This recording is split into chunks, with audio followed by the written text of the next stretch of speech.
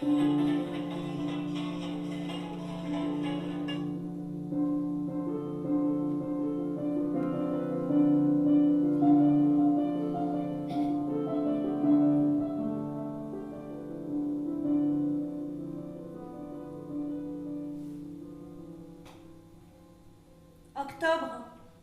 lundi, 6h45. La ville sort de sa torpeur. Les gens commencent à s'activer. À regret, ils quittent le sommeil pour enchaîner la suite des petits rituels de chaque jour. Éteindre le réveil, sortir du lit, sauter sous la douche, avaler le café noir.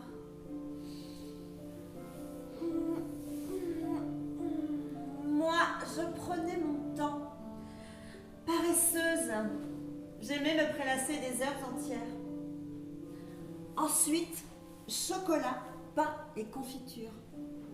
Depuis toute petite, gourmande, j'ai encore le goût des tartines sur le bout de la langue. Pourquoi cette chose-là me reste-t-elle aussi précisément, alors que tant d'autres se sont enfuis? Lundi, premier jour de la semaine. Morose, j'imagine.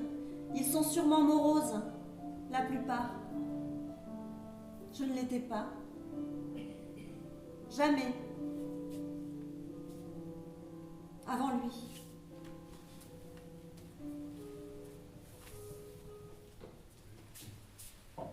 Nathalie?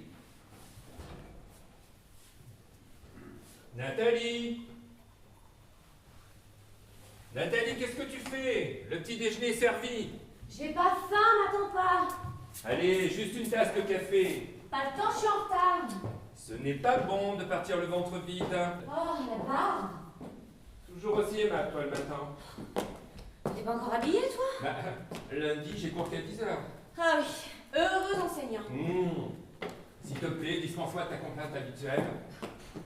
Tu termines à quelle heure? Bah, lundi, 18h. Tu pourrais le noter une bonne fois pour toutes, non? J'ai autre chose en tête que ton planning allégé, figure-toi. Bon, on va pas commencer à s'engueuler dès le matin, on le fera aussi bien ce soir.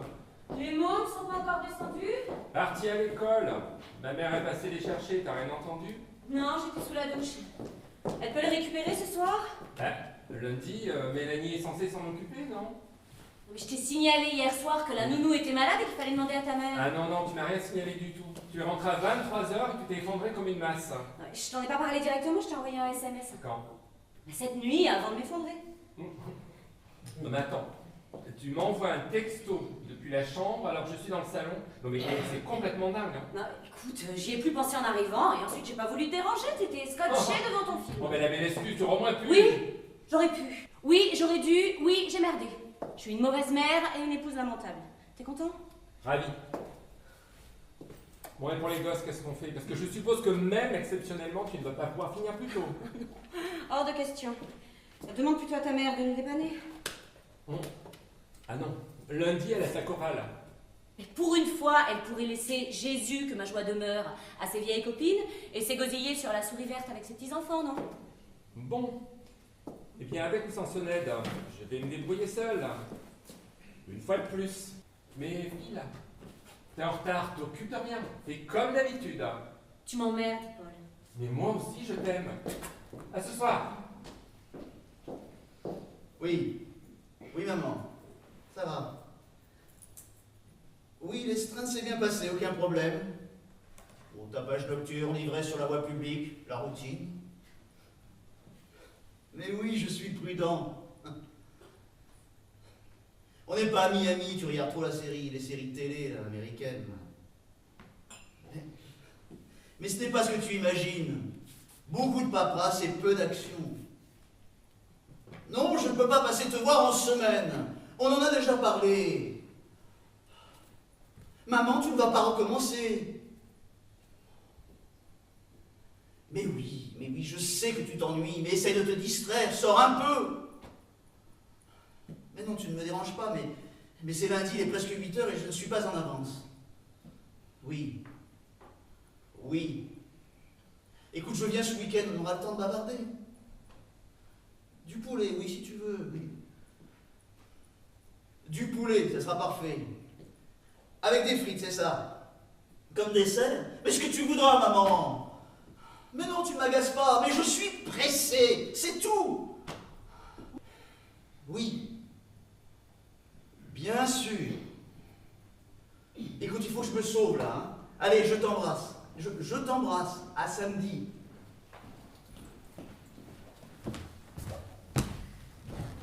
Qu'est-ce que vous venez faire ici à cette heure? Tu pourrais dire bonjour pour commencer. Oui. Bonjour. Alors? Alors rien. Les deux nouvelles, c'est tout. Ton frère et moi, on a essayé de t'appeler plusieurs fois, mais ça sonne dans le vide. Qu'est-ce qui t'arrive? T'as encore coupé la ligne? Non. J'avais les branchés, c'est tout. Tu nous évites, hein, comme d'habitude. J'ai été très occupé. Ah, c'est une bonne nouvelle. Tu vas enfin trouver du travail. Un stage de formation. Un de plus? Et ça va déboucher sur quoi? Tu demandes? Sur rien, évidemment. On connaît la musique. Il est pas plus con qu'un autre. Il trouverait s'il était moins feignant. Romain, fichu la paix. Et toi, Maxime, boulot pas, tu aurais pu faire signe. 2 mois qu'on ne t'a pas vu. On se fait du souci.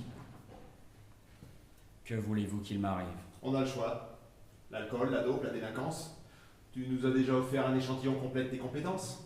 C'est fini depuis bien longtemps, tout ça. Tu vas me le reprocher jusqu'à la fin des temps? C'est normal que je m'inquiète. Tu as l'air tellement sombre depuis quelque temps. C'est le chômage qui te mine. Mais non, Tu as des problèmes avec Marianne alors? tout va bien. Marianne est sûrement quelqu'un de bien, et j'ai rien contre elle. Mais tu sais ce que j'en pense. Ce n'est pas ton genre. Qu'est-ce que tu en sais de mon genre, comme tu dis? C'est une bourgeoise, c'est un prolo, y a rien à rajouter. Tes discours sur l'idée des classes, on les connaît par cœur, alors épargne-moi le catéchisme, s'il te plaît. Je sais, c'est dépassé, c'est démodé. Ton frère dit la même chose. N'empêche, elle n'est pas pour toi, cette fille. J'en ai ma claque d'écouter tes conneries. Fous-moi la paix. Me parle pas sur ce ton. Tu peux encore prendre une baffe, tu sais. Sur ce plan, papa a raison. Marianne ne t'apporte que des ennuis. Depuis que tu es avec elle, tu as fait le vide autour de toi. Tu négliges ta famille, tu ne vois plus tes amis, rien ne t'intéresse. Tu t'es fait virer et tu t'en fous. Et tout ça, pourquoi? Pour les beaux yeux d'une princesse avec qui tu ne construiras jamais rien de solide. Marianne, c'est une fleur délicate, hein, qui a toujours pété dans la soie. Elle supportera pas longtemps le genre de vie que tu lui imposes. Mais regarde-moi ça. Rien. Mais tu craches dans un taudis. C'est moche, c'est sale, une vraie porcherie. Mais, attends, mais comment veux-tu qu'une fille comme elle s'en accommode? Et elle s'en fout de tout ça, Marianne. Ah mais aujourd'hui peut-être, parce que c'est le grand amour et l'extase au pieux. On fait pas cette tête, hein. On a parfaitement compris. Vous n'avez rien en commun. Alors si c'est pas le cul qui vous réunit, qu'est-ce que c'est? Hein? Mais les parties de jambes en l'air, ça dure pas toute la vie. Vous n'êtes plus si jeune. Et contrairement à toi, Marianne s'en rend compte. Demain, elle voudra des gosses, une maison, des vacances, toute la panoplie. Toutes les choses que tu pourras pas lui offrir parce que tu n'en as ni les moyens ni l'envie. Hein? Mais de quel droit tu viens me faire la leçon? Toi qui as jamais été de fichu de garder une faille? Non mais regarde-toi, 45 balais, t'habites toujours chez ton père, jamais un faux pas, jamais un écart, des grands principes, et rien d'autre. Pas étonnant que tu les fasses fuir. Elle fait pitié ta petite vie exemplaire. Arrête, Maxime. Ton frère te laisserait tranquille si on pensait que tu es heureux, mais ce n'est pas le cas. Tu as beau prétendre que c'est l'amour de ta vie, on voit bien comment tu te comportes avec elle, et c'est pas joli à voir. Tu es jaloux, tu es possessif, tu es égoïste et brutal, tu lui parles mal, tu ne la respectes pas. Elle encaisse parce qu'elle t'aime, mais un jour, elle se réveillera, elle pliera bagage. J'en ai mal au trip de te dire tout ça, mais il fallait que ça sorte. Il faut que tu te reprennes, mon grand, tu fonces droit dans le mur. C'est bon? Vous avez terminé? Il y aurait bien d'autres choses à dire. Je crois que vu les regards que tu nous jettes, on va en rester là. Très bonne idée. La porte est grande ouverte.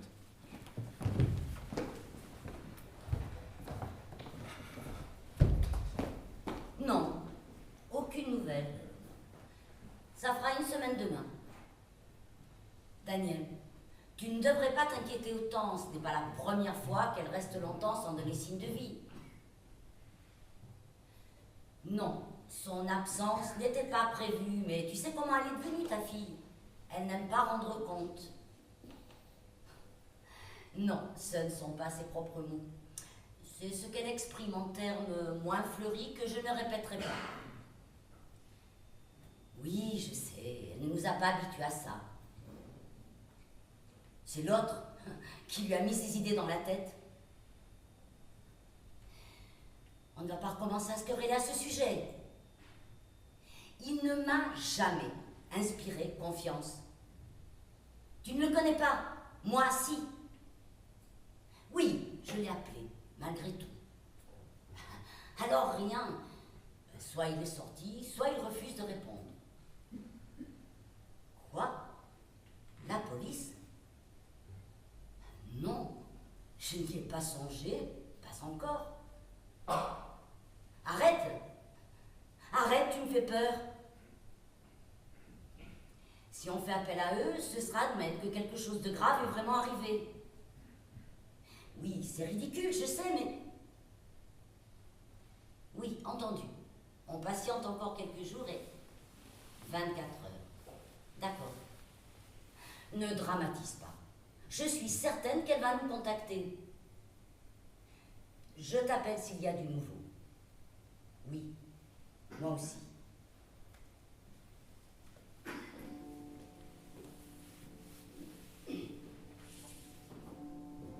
Lundi, 8h30. À cette heure-ci, il s'apprête à partir. C'est pour aujourd'hui. Il a pris sa décision, mais il lui reste à franchir le pas. Il s'est lavé, il s'est rasé, il a mis des habits propres. Au cou, la chaîne en or que je lui ai offerte pour notre premier anniversaire. Il ne pourra pas la garder, il devrait le savoir. Il tremble légèrement. Pourtant, il est certain de ne pas avoir peur. Il pense qu'il n'a plus rien à perdre.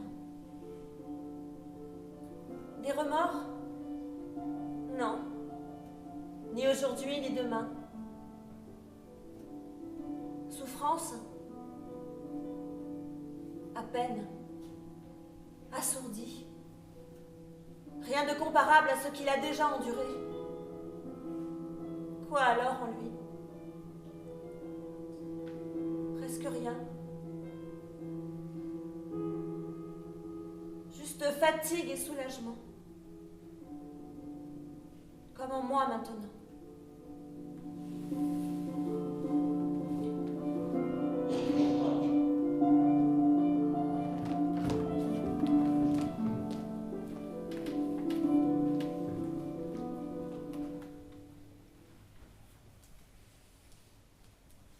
Bonjour. Bonjour, c'est pourquoi? Je voudrais voir le responsable, le commissaire, enfin, quelque chose comme ça. La patronne n'est pas encore arrivée. De toute façon, on ne la dérange pas pour des broutilles. C'était quel sujet? Je suis venu faire une déclaration. Ah, si c'est pour déposer une plainte, adressez-vous au bureau d'en face. Il ne s'agit pas de cela. Je vous écoute. C'est important. Je voudrais être sûr d'être pris au sérieux. Parce que vous croyez avoir affaire à des rigolos? Allez-y, vous me faites perdre mon temps, là. Je suis venu signaler un meurtre. Vous êtes sûr de ce que vous avancez? Parce que je vous préviens, les petits plaisantins qui viennent se foutre de notre gueule, on en a ras de képi. Certain. Je vous écoute. Continuez, poursuivez. Bon, alors, Je n'y arrive pas. bon, procédons par ordre. Vous connaissiez la victime? Oui, Vous avez été témoin du crime? oui, Quand a-t-il eu lieu? la semaine dernière. Quoi? Vous avez mis tout ce temps pour venir nous trouver? C'était pas possible avant. Pourquoi? Je ne pouvais pas. Vous foutez de moi? Non. Si vous voulez qu'on vous prenne au sérieux, il va falloir se montrer un peu plus convaincant. Continuez. Vous prétendez avoir assisté au meurtre. Vous pouvez donc en identifier l'auteur, Oui, sans erreur possible. oui. Écoutez, on ne peut pas procéder comme ça. S'il faut constamment vous tirer les verres du nez, on n'avancera pas. Alors faites un effort, balancez ce que vous savez, ou sortez. La victime s'appelle Marianne Belcourt, domiciliée 75 rue Pasteur. Ah, on progresse. Et puis, Elle est morte le 2 octobre à 15h30. Et c'est moi qui l'ai tuée.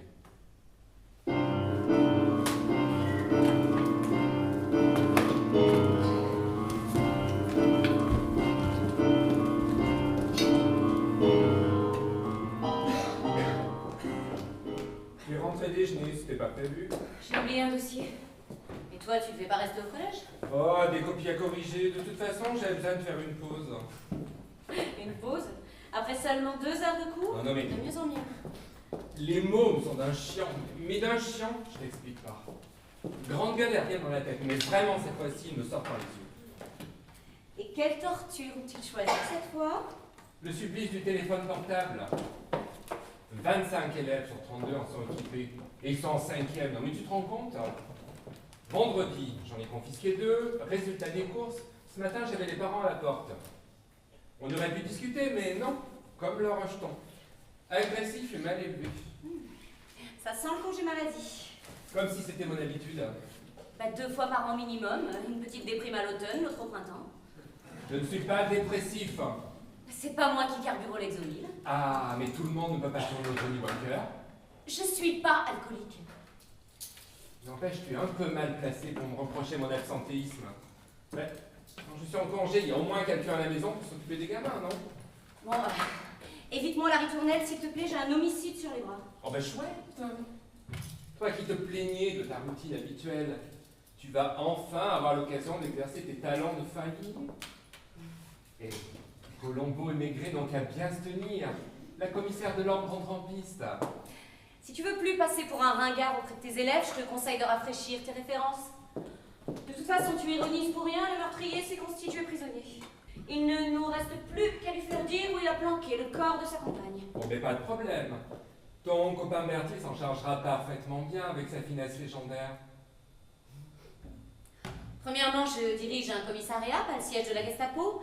Et deuxièmement, le lieutenant Berthier est un collègue, et non mon copain, comme tu dis. Oh pardon. J'avais oublié à quel point on ne saurait émettre la moindre critique à l'égard de ton travail. Mais que dis-je, ton travail, ta mission, ta sainte croisade. Oui, j'aime mon métier. Oui, j'y consacre du temps et de l'énergie parce que j'ai horreur de faire les choses à moitié. Je suis pas comme toi, je m'engage, je me bats. Ben oui, joli combat que le tien. Tu interroges, tu verbalises, tu contrôles, et puis on ferme aussi.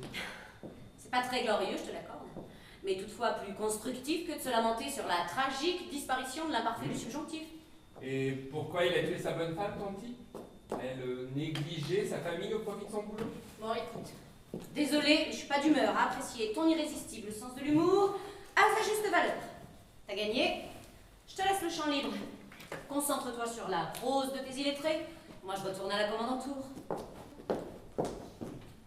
Récapitulons encore une fois. Nom, prénom, date de naissance. Vanier, Maxime, 23 mars 1972. Profession. 100, Adresse. 75 rue Pasteur, ici. Vous êtes présenté ce matin pour avouer spontanément le meurtre de votre compagne Marianne Belcourt, née le 8 avril 1975. Maintenez-vous votre déclaration? Oui. Suite à votre déposition, le procureur de la République a ordonné votre placement en garde à vue. Conformément à la loi, vous avez le droit de contacter un avocat et de prévenir une personne de votre choix. Avez-vous usé de ces prérogatives? J'ai téléphoné à mon frère. L'avocat, je m'en fous. Sa présence, pour l'instant, est facultative. Mais il faudra vous décider, sinon on choisira pour vous. Peu importe. Depuis le début de cet interrogatoire, vous refusez obstinément de donner le moindre détail sur le meurtre. Je renouvelle donc encore une fois ma question. Où avez-vous caché le corps? J'ai déjà dit que je ne répondrai pas à cette question. Du nouveau? La famille Belcourt confirme effectivement la disparition de Marianne, sinon rien de concret. Et de ton côté? Oui, comme une carte. Bon, laisse, je prends le relais.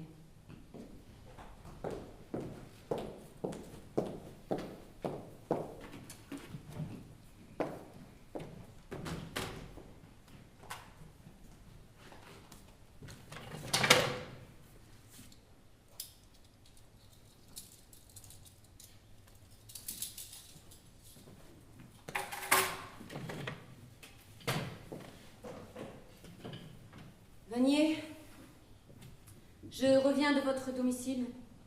Une équipe m'y a accompagné pour inspecter les lieux. Ils n'ont trouvé ni cadavre, ni sang, ni trace de lutte. Je ne demande qu'à croire vos aveux, mais j'ai maintenant besoin de preuves tangibles. Il faudra vous contenter de ma parole. Fais pas le malin. T'as rien à y gagner. Je ne dirai rien de plus. Je les connais, les petits rigolos dans ton genre. Ils se prennent tous pour des caïds. Mais après quelques heures passées en ma compagnie, ils finissent tous par s'allonger, en chialant, comme des gonzesses. Je ne vous comprends pas, Régnier. Vous êtes venu ici de votre plein gré, vous avez reconnu les faits, alors pourquoi ne pas aller jusqu'au bout? Dites-nous ce que vous avez fait du corps et on vous laissera tranquille. Non. Tu nous prends pour des blaireaux? Mais on a vu clair dans ton petit jeu. T'es venu avouer parce que tôt ou tard on t'aurait pincé. Au tribunal, pas de cadavre, pas d'armes, égale pas de preuves. T'auras plus qu'à te rétracter, à prétendre qu'on t'aille storquer les aveux par la force. Et ton avocat n'aura pas besoin d'être bien futé pour obtenir l'acquittement. Mais tu t'en tireras pas comme ça, je te le garantis. Tu vas parler. Berthier, calme. Je suis calme. On recommence. Ton prénom, date de naissance. Vanier Maxime, 23 mars 1972. Profession. 100, Adresse. 75 rue Pasteur. Pourquoi avoir tué votre compagne? Vous ne comprendriez pas. C'est pas ton problème. On questionne, tu réponds. Point. Elle a voulu vous quitter? Et vous ne l'avez pas supportée?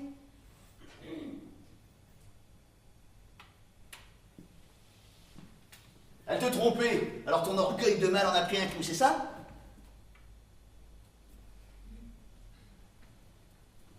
Ou alors c'est toi qu'on a trouvé une autre.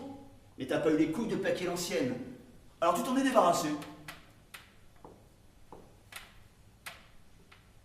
Si c'est pas une histoire de cul, c'est une affaire de fric. Elle était pleine aux as. Hein? Et tu l'as buté pour prendre le pactole, c'est ça?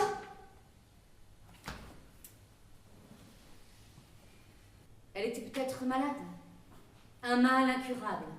Elle souffrait beaucoup, c'était devenu intolérable pour elle et pour vous. Alors un jour, vous avez décidé d'abréger ses souffrances.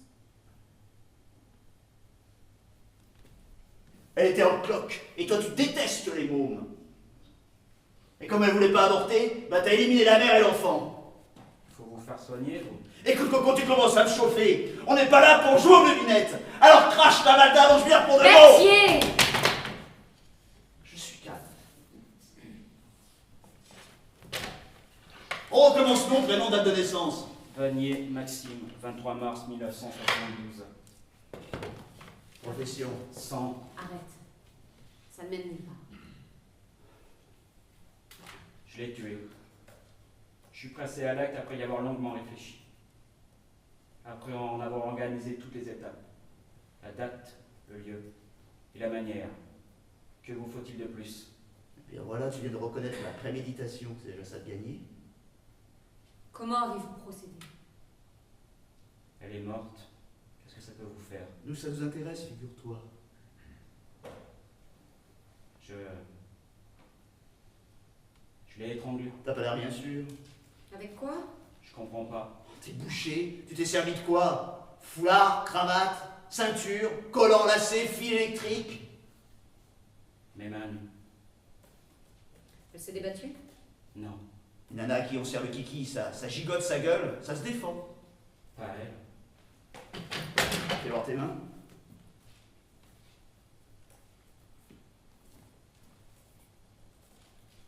Allez, aucune trace.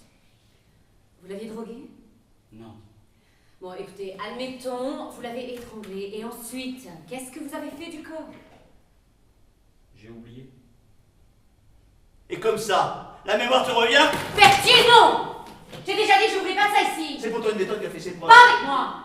Et si t'es pas capable de te maîtriser, fiche le camp! À votre aise.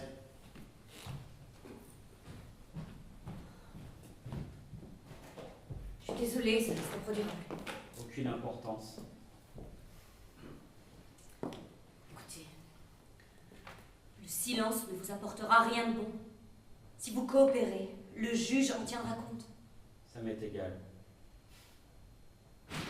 Vous vous fichez de ce qui peut vous arriver. Totalement. Je crois pas. S'il vous plaît. Je suis fatigué.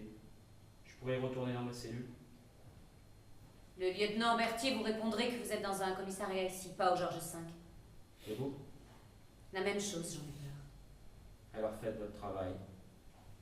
Comme vous voudrez. Nom, prénom, âge, profession.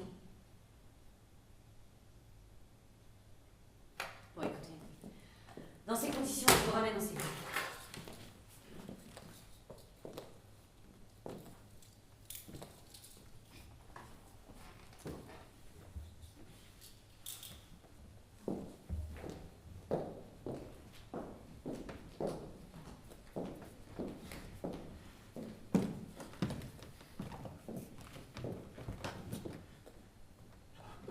Papa, c'est moi, c'est Romain.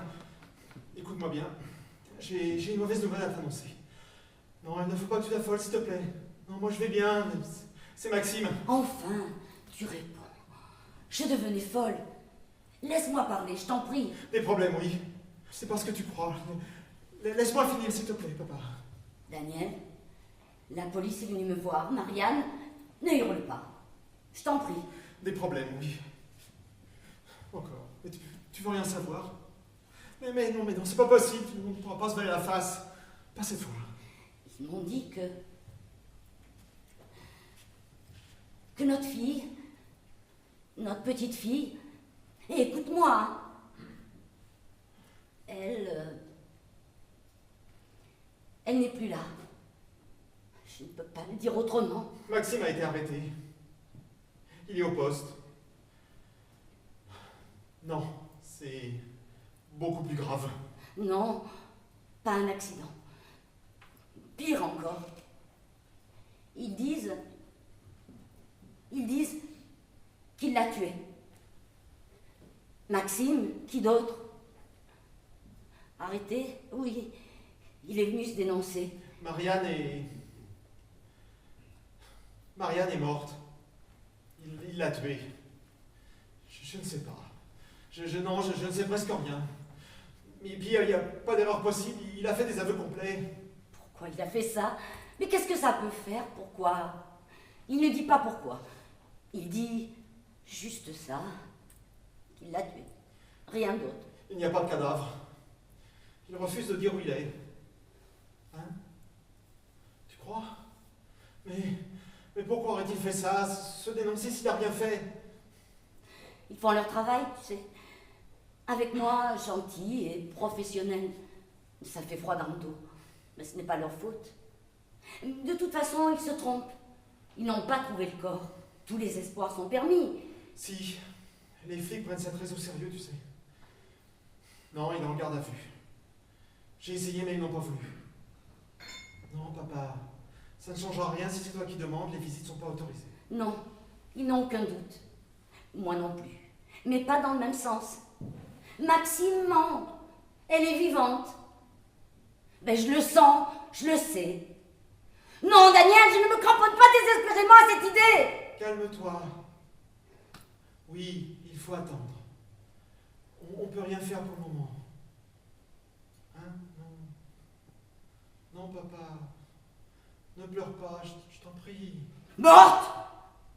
Je t'interdis de dire ça. Je t'interdis de penser ça. Morte! Quel mot ignoble. Quel mot obscène. Vivante, je te dis. Oui, je veux y croire.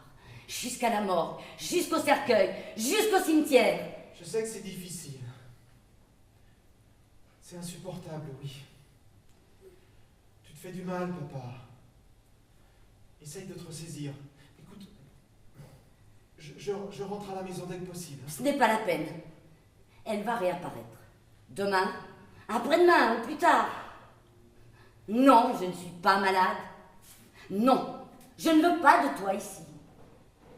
Je vais raccrocher. Je ne veux plus t'écouter. Lundi, 23h35. La ville s'assoupit tranquillement, sans moi. Au fond de ta cellule, les yeux rivés au plafond, tu ne dors pas. Tu attends simplement que le temps passe, qu'on décide pour toi et qu'on règle ton sort. Encore quelques heures de répit et ça va recommencer. Inlassablement les mêmes questions, inlassablement la même question. Où est le corps de la victime? Le cadavre, la dépouille, le macabé. Ils ne te laisseront jamais en paix.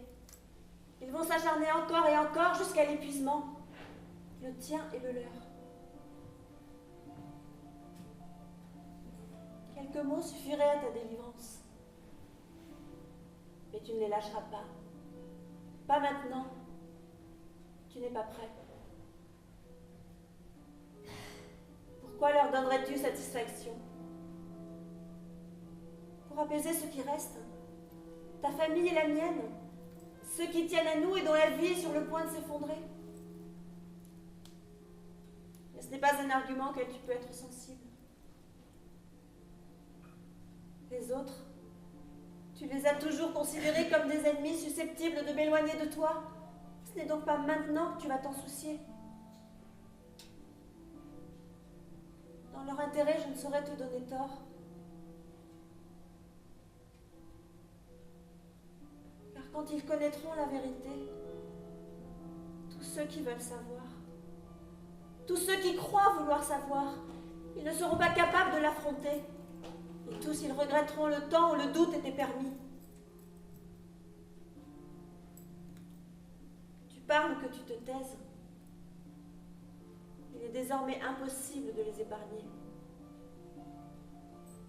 Alors silence, mon amour. Silence. Tant que tu en as encore la force, mieux vaut laisser dans l'ombre notre terrible secret.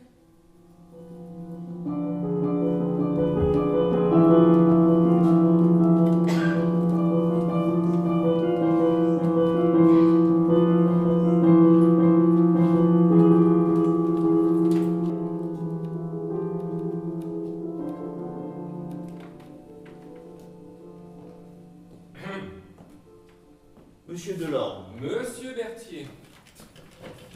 vous ne mettez pas souvent les pieds dans nos modestes locaux que nous vaut l'honneur.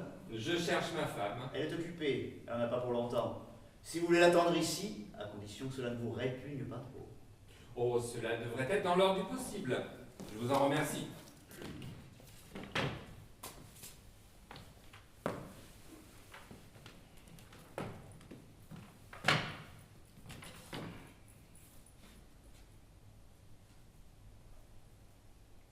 Alors toujours dans l'éducation nationale, Toujours. prof de maths, c'est ça? De lettres, enfin, de français, professeur de français. Oui, j'avais compris. Et ça roule? Sur 3 roues. Mais oui, ça roule, comme vous dites.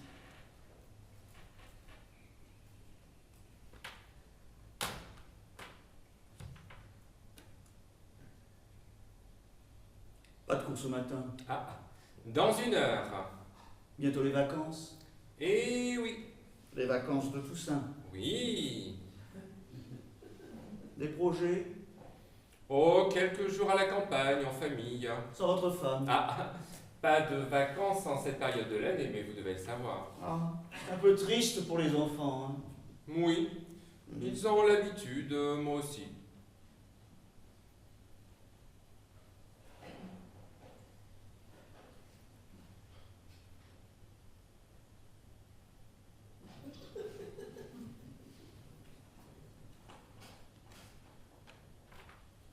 Et vous allez où à la campagne? En Auvergne. Ah, c'est joli. C'est beau l'Auvergne. C'est reposant. Oui, oui, c'est très joli, très calme, très vert. Un peu humide en cette saison. Bon, écoutez, vous n'êtes pas obligé de me faire la conversation, je suis sûr que vous avez un tas de choses très importantes à faire, alors vous pouvez vaquer à vos occupations. J'essayais juste d'être poli, d'avoir une conversation normale. Mais on ne va peut-être pas se jouer la comédie. Vous ne supportez pas les profs, je ne peux pas blairer les flics. On pourrait peut-être dépasser nos préjugés. Seulement pour ça, il faudrait que vous arrêtiez 5 minutes de me prendre pour le dernier des imbéciles. Ah, je n'ai jamais rien dit de tel. Non, vous êtes trop bien élevé pour ça. Mais vous le pensez si fort que ça s'entend jusqu'ici. Un gros con de flic, ce Berthier. Je ne vous connais pas assez intimement pour me prononcer de manière aussi définitive. Ça suffit, j'en ai assez de vos petits airs méprisants. Allez, attendre dehors, donc je m'énerve pour de bon. Oui, alors, je me permets de vous rappeler que vous n'avez pas affaire à l'un de vos détenus, alors s'il vous plaît, baissez un petit peu le ton. Hein. Je me permets de vous rappeler que vous n'avez pas affaire à un de vos élèves, alors mettez-la en veilleuse. Un partout balle au centre. On continue? Non, parce que moi je ne joue pas, monsieur, moi. Moi je veux qu'on me respecte. Mais le respect, ça se mérite. Paul, qu'est-ce que tu fais? Un problème? Ah, aucun.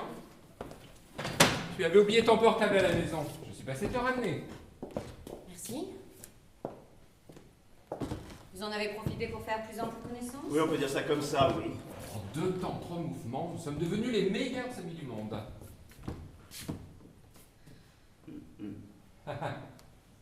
Bon. File maintenant, tu vas être en retard au collège. Oui, maman, je serai bien sage. Oui, je vais bien travailler, oui. Votre homme est d'humeur taquine ce matin. No comment, merci. On en est où avec notre affaire? Le procureur a donné son accord pour prolonger la garde à vue. Il demande des preuves plus concrètes avant de prononcer la mise en examen. T'en as informé Vanier? Oui, aucune réaction. Vous avez du monde qui vous attend à côté. La mère de la victime, le père et le frère de l'accusé, ils insistent tous pour le voir. Et qu'as-tu répondu? Que leur requête me paraissait irrecevable, mais j'ai laissé une porte de sortie, au cas où, en attendant votre avis. On peut tenter le coup. Ce n'est pas très régulier, voire carrément illégal. Vanier subirait une pression supplémentaire. Plus il en encaissera, plus on aura une chance de le faire craquer. Imaginez que l'un ou l'autre pète les plombs. S'il arrive le moindre problème, on l'aura dans le cul. Ce sera pour notre pomme. Je prends le risque. On va commencer par les Vanier, fais l'entrée.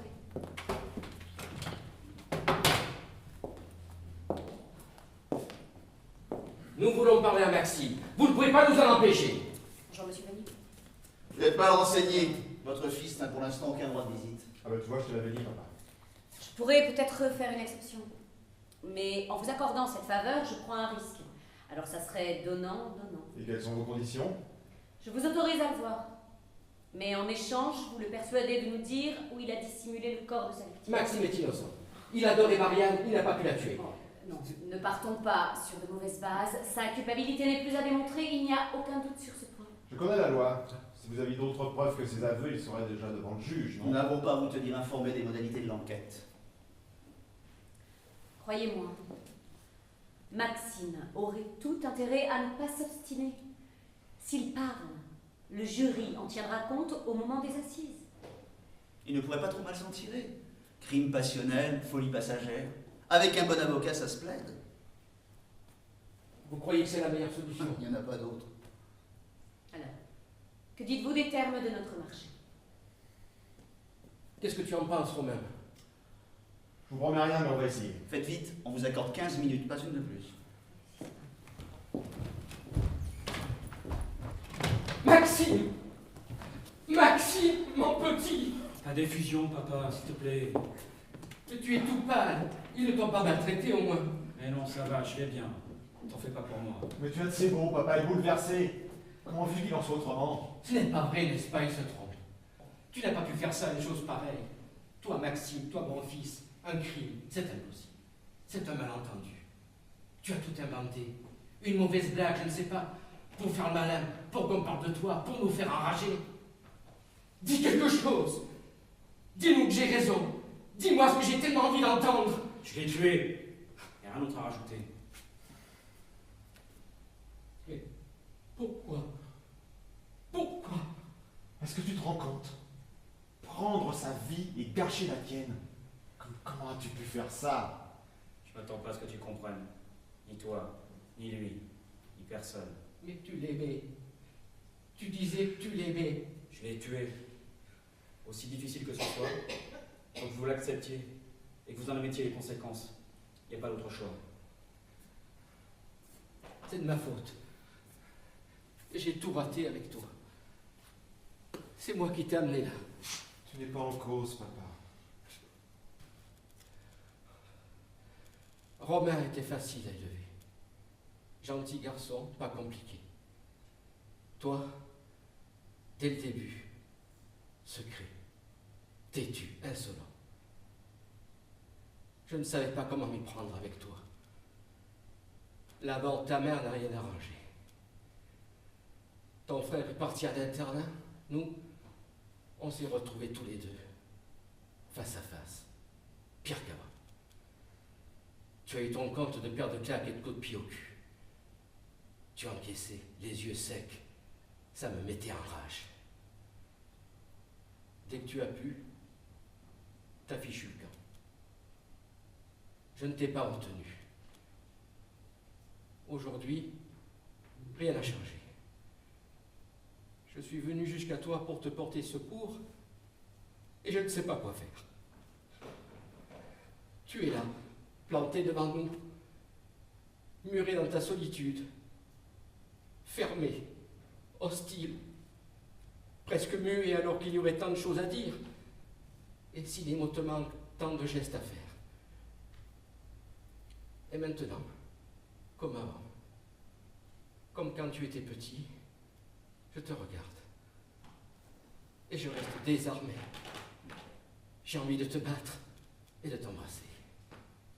De te rouer de coups jusqu'aux larmes et de te serrer dans mes bras pour te consoler. Je ne peux rien pour toi. Tu ne peux rien pour moi. Il n'y a aucune trace de rancune dans mes paroles. Tu as souvent été dur avec moi, c'est vrai. Romain aussi, à sa manière, indifférent. Mais je vous en veux pas. Ce que j'ai fait, mon crime, n'a rien à voir avec vous. Personne d'autre n'en est responsable, ni de près, ni de loin. C'est mon crime, je l'accepte, je le revendique. J'accepte d'en payer les conséquences. La souffrance que cela vous causera, je la déplore. Mais je suis totalement impuissant à la soulager.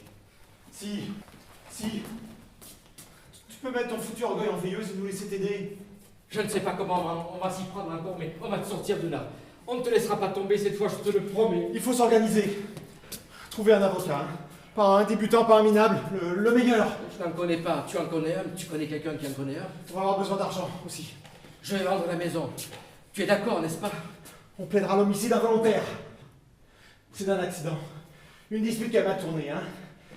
Il y a eu un mot de trop, il s'est laissé emporter, il a eu un geste malheureux Ce et... n'est pas ce qui s'est passé. Mais ça, personne n'a besoin de le savoir. Je redirai pas mon acte, je ne regrette rien, si c'est à refaire... Rendez-moi!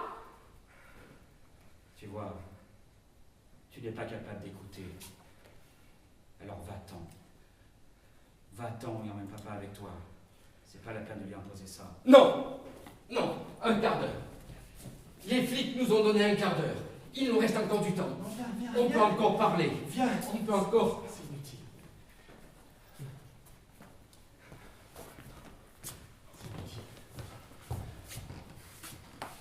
J'allais oublier. Ils veulent savoir ce que tu as fait du corps. Donne-leur ce qu'ils demandent. Pense à la famille de Marianne, ils ne t'ont jamais aimé, c'est vrai. Mais ils ne méritent pas ce silence. Tu sais, personne ne mérite ça. Sans doute. Et je vais me taire. Ni contre eux, ni contre personne. Mais juste pour elle. Et pour moi.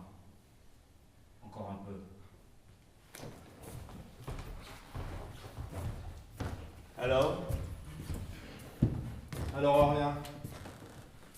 On a fait ce que vous avez exigé sans résultat. Merci de nous avoir permis de le voir. On va rentrer chez nous maintenant. Une dernière requête avant de partir. Même si c'est un meurtrier, même s'il n'a aucune excuse, veillez bien sur mon garçon.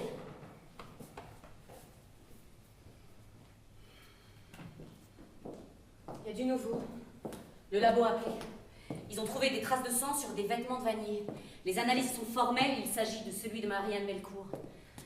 Il a prétendu l'avoir étranglée, ça colle pas. Ce n'est pas contradictoire, il a peut-être démembré le corps pour s'en débarrasser plus facilement. Non, aucune trace, ni dans l'appartement, ni dans la voiture. Il l'étrangle à la maison, il la découpe dans un coin tranquille à la campagne, où est le problème? Le témoin confirme qu'il adorait Marianne. Non, on charcute pas un corps qu'on a aimé, toutes les études le prouvent. En quelles études? Ces habituels torchons produits par des technocrates qui n'ont jamais mouillé leur chemise sur le terrain? Oh, croyez-en mon expérience. Si c'était plus facile pour lui, il l'a tronçonné. Décidément. La psychologie et toi, ça fait deux. Je fais pas ce boulot pour me torturer les boyaux de la tête. Et pourquoi fais-tu ce boulot, exactement? Pour protéger les honnêtes gens et mettre les crapules hors d'état de nuire. Leur excuse bidon, la merde qu'ils ont dans le crâne, je m'en balais. Je m'en balance. Les bons, les méchants. Les victimes, les coupables. Quelle chance tu as. Ainsi divisé, le monde est tellement simple. Quand c'est blanc, on sait où on va. Quand c'est noir, on sait où on va. Quand on commence à se perdre dans les différentes nuances de gris, mais on se noie. Non. Le cas de Vanier est plus ambigu. On a certainement affaire à un crime passionnel. Un crime passionnel. Mon cul, ouais. Quand on aime quelqu'un, on lui fait pas de mal. On le tue pas. Point final. J'espère que ce tordu écopera du maximum. Mais attends, tu disais tout à l'heure à la famille... J'en pensais pas un mot. C'était pour les amadouer. Vous trouvez ça dégueulasse? C'est le métier qui rentre. Je suis pas sûre que nous en ayons exactement la même conception. Possible. Mais vous comme moi, on va faire avec.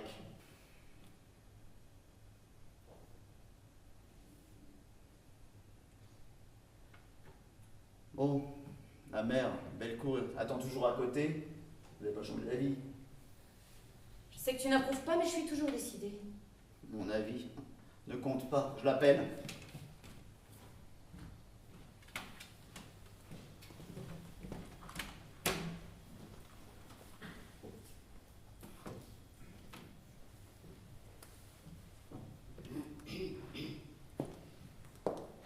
Bonjour Maxime. Ma présence doit vous sembler incongrue, j'en suis consciente. Nous n'avons jamais été très proches, vous et moi, mais les circonstances... Bref, après avoir longuement hésité, j'ai jugé bon de balayer mes réticences pour venir vous parler. Comme vous pouvez le constater, je suis très calme. Ne craignez donc pas que je vous accable de reproches ou que je tombe à vos genoux en sanglotant. Maxime, vous ne On pouvez... se connaît depuis combien de temps, Madame Bellecour? 3, 4 ans. Pourquoi? Presque 5, pour être précis. On s'est rencontrés combien de fois? Je ne sais plus. 9 fois. Pas même rencontrés, tout juste croisés. 9 fois. Je n'ai pas compté. On s'est parlé combien de fois au téléphone? Si on peut appeler ça parler. Combien de fois m'avez-vous balancé sans bonjour ni au revoir? C'est à Marianne que je voudrais parler. Ou passez-moi ma fille. Ou encore, soyez assez aimable de lui signaler mon appel. Combien de fois? Qu'importe. Où voulez-vous en venir? Simplement vous faire remarquer qu'en 5 ans, 9 rencontres et d'innombrables coups de téléphone, c'est aujourd'hui la première fois que vous daignez m'appeler par mon prénom. Vraiment? Je ne m'en suis jamais rendu compte. Il ne faut pas m'en vouloir. Que voulez-vous que je vous dise? Que je suis désolée.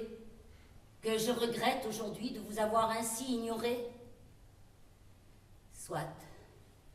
Puisque vous semblez y tenir, je vous présente mes plus plates excuses. Maintenant que vous voilà satisfait, nous pouvons passer aux choses sérieuses. Je ne serai pas longue, parce qu'en fait, je n'ai qu'une chose à vous dire. L'heure est venue de cesser votre petit jeu. Quel petit jeu? Je ne joue pas, moi. Mais si, voyons! Admettez-le, enfin! Comment prendre au sérieux cette ridicule histoire de meurtre que vous auriez prétendument commis? Vous le savez, je n'ai jamais compris ce que Marianne trouvait en vous. Vous n'avez ni éducation, ni avenir, un caractère impossible et rien à offrir à ce qu'une femme comme elle est en droit d'espérer. Mais une chose est sûre, à votre façon, vous aimez ma fille. J'en ai longtemps douté, ce n'est plus le cas aujourd'hui. Voilà pourquoi je suis certaine que vous n'avez pas pu lui faire de mal. Je n'ai pas toujours été très correcte avec vous, je le reconnais. Vous avez sans doute voulu vous venger de ma conduite à votre égard en montant cette sinistre farce. Marianne vous a toujours défendu bec et ongle. Je suppose que vous l'avez facilement convaincue de participer à votre petit stratagème. Elle doit se cacher quelque part et s'amuser de la panique créée par sa disparition en attendant votre retour. Mais la plaisanterie a assez duré, Maxime, et vous devez y mettre un terme avant qu'elle ne vous entraîne trop loin tous les deux. Nous avons tous compris la leçon. Il est désormais temps pour Marianne de rentrer à la maison. Alors aujourd'hui, ici, encore, entre ces quatre murs, vous n'arrivez toujours pas à me prendre au sérieux. Ce que je peux dire, c'est comme d'habitude. Quantité négligeable, lettre morte. Pourquoi vous entêtez? La police s'est montrée bien patiente jusque-là. Mais en poursuivant ces enfantillages, vous allez vous attirer les pires ennuis et entraîner ma fille avec vous. Pensez un peu à elle pour une fois. Qu'est-ce qui se passe? T'es malade de gueuler comme ça? Faites-la sortir. Faites-la sortir ou je réponds plus de rien. Venez, Madame Bellecour, c'était pas une bonne idée.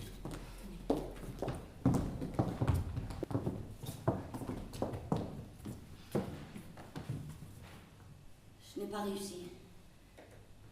Je regrette.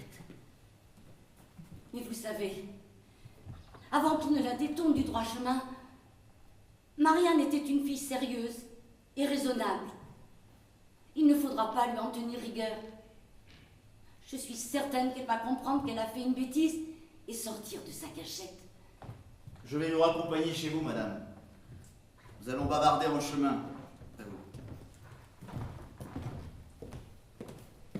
Il y a un certain nombre de points que je dois éclaircir avec vous. Après. Satisfait, je présume? Pas spécialement. Pourquoi? J'ai tout entendu. Madame Bellecour n'est pas ce qu'on peut appeler une personne facile. Pendant des années, elle n'a cessé de vous humilier. Que vous lui en gardiez rancune, c'est compréhensible, mais vous avez tué sa fille. Et en refusant de nous livrer le corps, vous la maintenez dans son aveuglement. Vous lui interdisez de faire son deuil. Un peu disproportionné la revanche, non? Je ne cherche pas à me venger de qui que ce soit. Pourquoi persistez-vous à vous taire, me semble? Pourquoi? Et pourquoi devrais-je répondre? La garde à vue prend fin demain. Vous avez assez d'éléments pour la mise en examen. Votre job est donc terminé.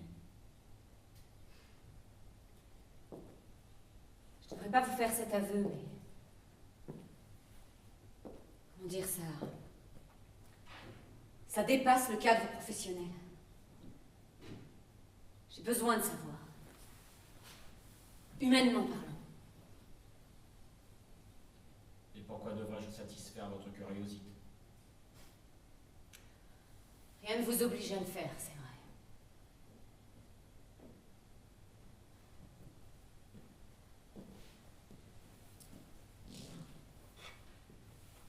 Qu'est-ce que vous attendez? Et si je renonçais à vous demander ce que vous avez fait de son corps? Accepteriez-vous de me parler d'elle, tout simplement? Je ne vous promets rien en échange. Juste une conversation d'égal à égal. Pour moi, la possibilité de comprendre. Pour vous, l'occasion d'évoquer son souvenir. De la ressusciter en quelque sorte. Berthier est absent. Les caméras sont éteintes et je ne prendrai aucune note. Bonne nuit, commissaire.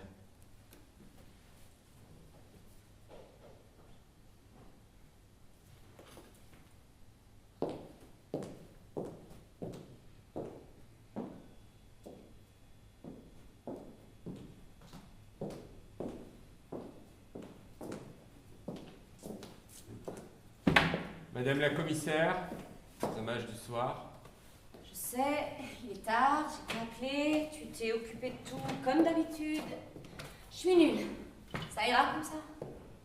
Ah mais je n'ai rien dit. Non, mais tu n'en penses pas moins. Et depuis quand ça compte, ce que je peux penser? Je monte embrasser les enfants. Ne donne pas cette peine, ils ne sont pas là. Comment ça? Ils dorment chez Mélanie. Et en quel honneur? Ben cherche. Je vois pas. Fais ton métier. Mène ton enquête, interroge-moi. Bon, écoute, j'ai un homicide sur les bras, je te rappelle. Ma première affaire importante et ça se présente pas bien. Je suis crevée, j'ai mal au crâne, alors accouche. Mardi 14 octobre. Cela fait exactement 9 ans aujourd'hui que j'ai commis la bêtise de te demander ta main. Pour fêter l'événement, Madame Butterfly au théâtre à 20h30, suivi d'un dîner au fin gourmet. C'était prévu, réservé depuis 3 semaines, noté dans ton agenda et marqué en rouge sur un post-it collé au frigo. Et merde. Et merde. C'est tout ce que ça t'inspire. Désolée, mais j'ai pas trouvé mieux. Et je dois me contenter de ça. Bon, écoute, je regrette. Ça m'est complètement sorti de la tête. Mais pourquoi tu me l'as pas rappelé ce matin? Je voulais simplement voir si tu serais capable de t'en souvenir seul. Bravo. Le test est réussi, t'es content? N'inverse pas les rôles, s'il te plaît. S'il y a quelqu'un ici qui a le droit d'être en colère, c'est moi. Bon, il est pas si tard si on partait maintenant. Oh ben oui, en se dépêchant. On devrait arriver avant la fin du 2e entracte. Non merci. Je sais que tu tenais beaucoup à cette soirée. Excuse-moi. Ce n'est pas grave. Hein. Et nullement surprenant. De toute façon, je m'étais préparé à cette petite déception. Bon, écoute, tu vas hurler, mais si tu en as encore envie, il serait encore temps pour le dîner en tête-à-tête. Ah mais c'est trop tard. Parce que comme tu n'arrivais pas, j'ai décommandé le resto. Et puis j'ai déjà bouffé. Rapide pizza. Il t'en reste une part dans le four si le cœur t'en dit. Moi je sors. Je peux au moins te demander où tu vas? Au cinéma. Ils reprennent scène de la vie conjugale au Richelieu. Je ne te propose pas de venir avec moi. Je doute que le sujet puisse t'intéresser. Bonne soirée.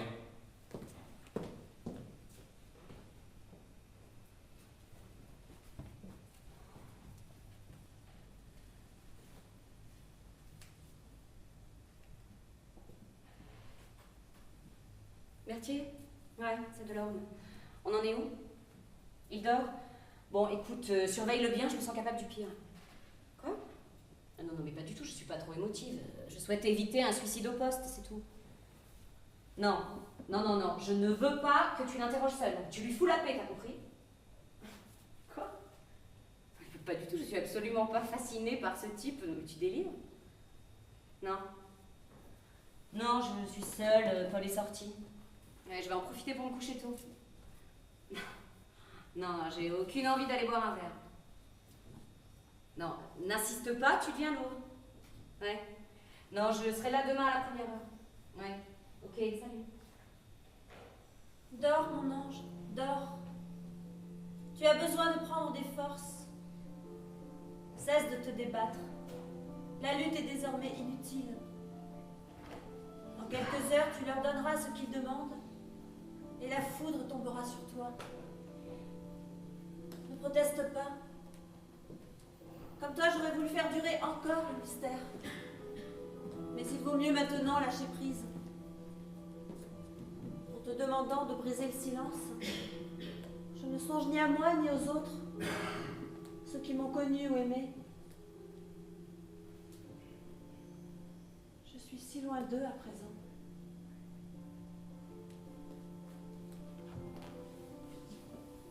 Tu as gagné. Je ne suis là que pour toi. Je ne pense qu'à toi. Mais notre secret est devenu trop lourd pour tes épaules. Et il te faut le partager tant que tu en es encore capable, avant qu'il ne dévore ton esprit. Si tu refuses, tu en perdras la raison. Si tu bascules dans la folie, tu m'oublieras. Et ça, nous ne le voulons ni l'un ni l'autre, n'est-ce pas? Alors ne résiste pas. Laisse-toi aller. Parle. Car après tout, tu es fier de ce que tu as fait.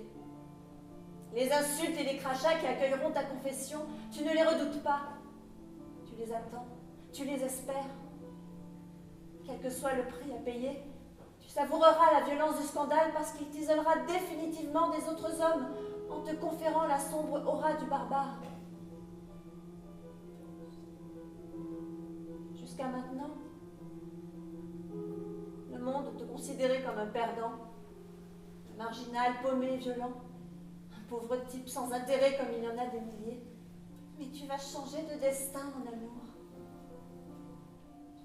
Tu vas devenir le sauvage impardonnable, le paria, objet de haine et de mépris, le monstre qui dégoûte et effraie et fascine. Ce que tu as fait, ton crime et ce qui a suivi, va faire de toi une star. Une étoile Noire et sanglante, mais une étoile quand même. Ne t'agite pas, mon ange. Je devine que tu n'approuves pas mes paroles. Et tu n'es pas en mesure de protester ou de me faire taire. C'est l'un des avantages de ma position. Je ne suis plus capable de mentir. Et te voilà condamné à m'écouter sans pouvoir mettre en doute mon absolue sincérité. Et puisqu'enfin je peux tout te dire, sache que si vivante je t'ai parfois travesti la vérité, ce fut toujours pour te protéger ou t'épargner. Jamais je n'ai douté de toi, jamais je ne t'ai trompé, jamais je ne me suis plainte de toi, jamais je n'ai songé à m'éloigner de toi. Tu étais mon Seigneur et mon Maître, ma chair et mon sang. Mon Dieu, si tu n'avais pas mis fin à mes jours, toujours je t'aurais suivi, soutenu, admiré, encouragé, accompagné. Toujours je t'aurais aimé. C'est une promesse qu'on peut prendre au sérieux dans le monde des vivants. Tu le sais bien, toi, puisque 1000 fois je te l'ai faite et 1000 fois tu en as ri. Aujourd'hui, je suis morte. Et mon serment peut te parvenir avec la force de l'évidence. Ne crois pas que je cherche à t'ensevelir sous le remords. Je l'attendais depuis si longtemps, ce geste définitif qui pourrait enfin me délivrer de l'enfer où tu nous avais plongés. Car notre histoire fut infernale, mon âme. Et belle aussi. Un désastre incandescent. J'y ai brûlé toutes mes forces, jusqu'à l'épuisement. Aussi, quand tu as pris l'ultime décision, celle qui s'imposait, je t'ai laissé faire sans révolte, avec gratitude même. Tu n'as pas hésité. Sans doute as-tu lu dans mes yeux mon tacite consentement. Ce n'était pas un crime, juste une exécution. Tu ne m'as pas tué, Maxime, simplement achevé. Le jour se lève. Je te laisse tranquille. Bientôt tu vas t'éveiller et avant de quitter ces lieux, parler. Ne prends pas peur. Je serai là tout près. Pour te donner courage et te tenir la main. Jusqu'au bout, mon ange. On ira jusqu'au bout.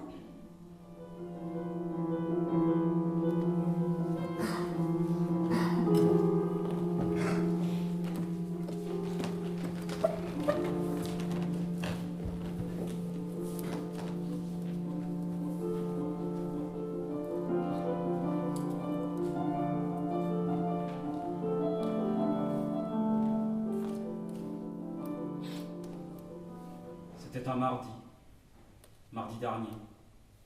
J'avais choisi un jour en milieu de semaine pour être plus tranquille. Je me suis levé tôt et je lui ai apporté son petit déjeuner au lit. Chocolat, pain et confiture. Marianne a été surprise. J'avais jamais fait ça auparavant. On a discuté de choses et d'autres, sans importance. Pour une fois, sans dispute et sans crise. Calme. Presque heureux. Comme il faisait beau, je lui ai proposé de faire une balade dans les bois. Elle a accepté. On a pris la voiture, on a roulé, puis marché longtemps dans la forêt, jusqu'à arriver à une clairière que j'avais repérée l'été dernier. On était arrivé.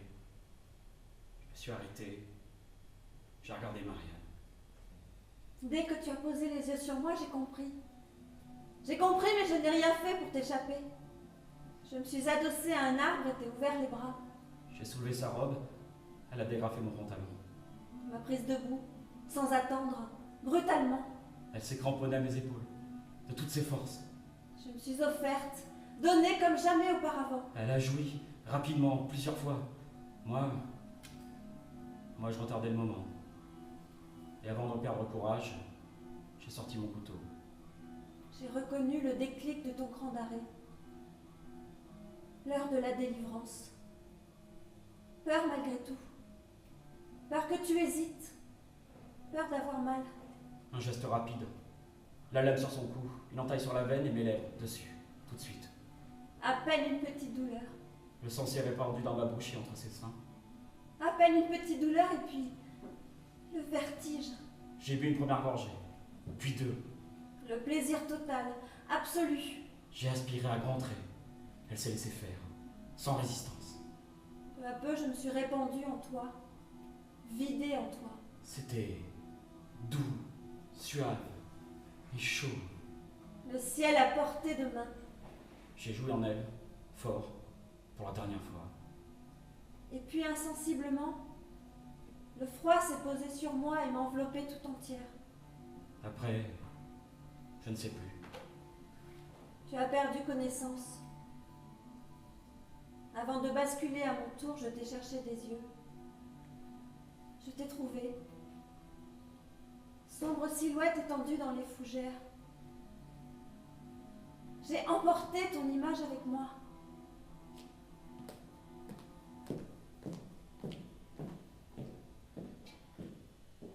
Quand j'ai repris conscience, elle était là, écroulée au pied de l'arbre, un corps sans vie que je reconnaissais à peine.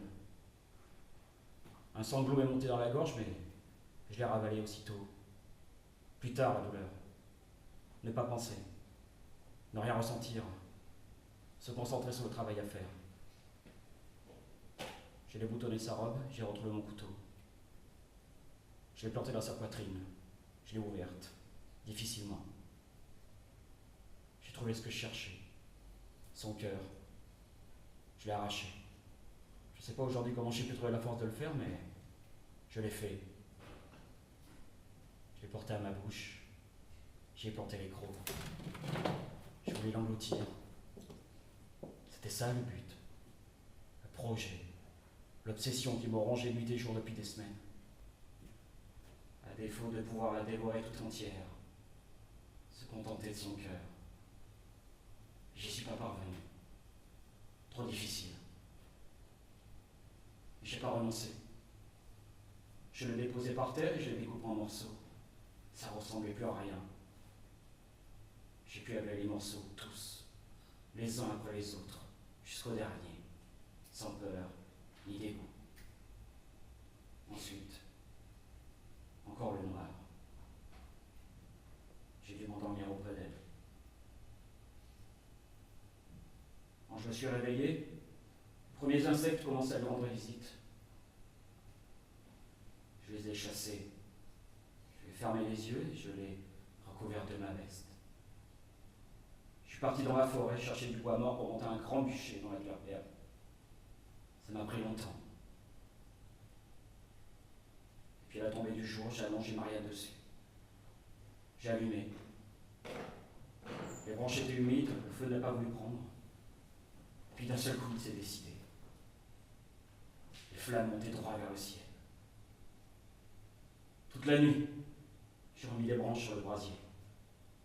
Et j'ai attendu longtemps, la tête vide. Puis à l'aube, j'ai récolté ces cendres encore tièdes dans un sac. J'ai quitté la clairière pour atteindre la colline. Arrivé au sommet, j'ai vidé le sac sur un rocher. Le vent soufflait fort, mais il n'a pas tout dispersé. Il restait quelques fragments. Des os, des dents. Je les ai ramassés. En redescendant, je les ai confiés à la rivière. J'avais terminé mon travail. Plus personne ne pourra aller pleurer sur la tombe de Marianne. Elle m'appartenait. Enfin. Entièrement. Totalement.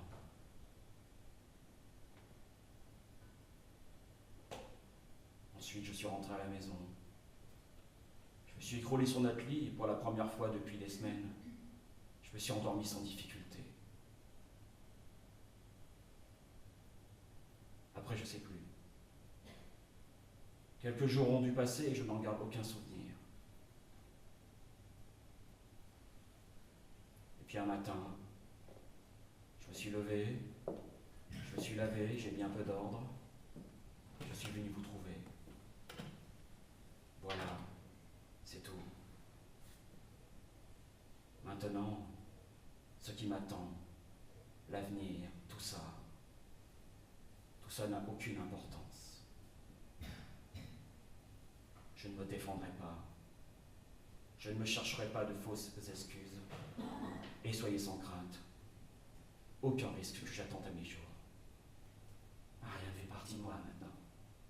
Et jamais je ne pourrai lui faire de mal.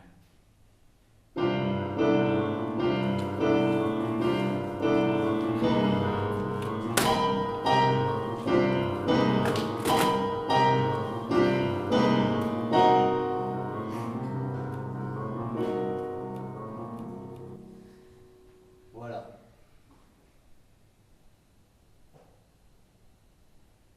Il a réintégré sa cellule, calme, comme si de rien n'était. Fou. Ce type est fou.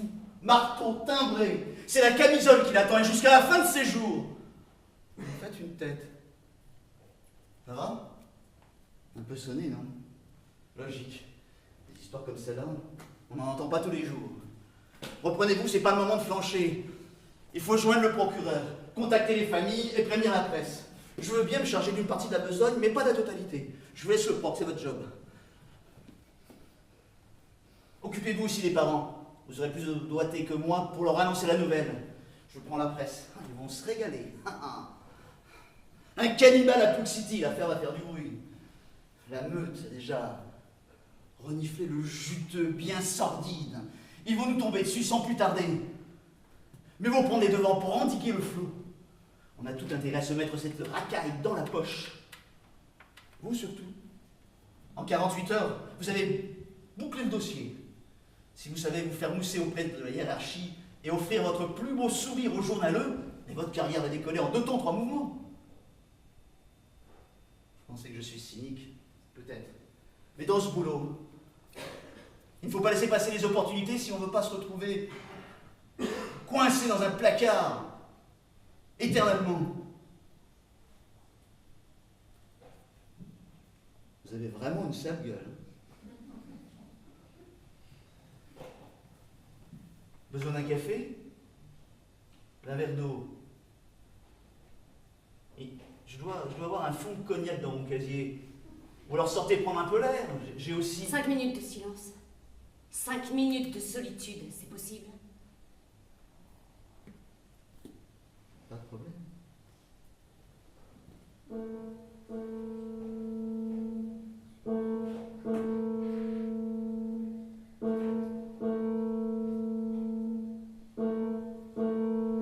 Tais-toi!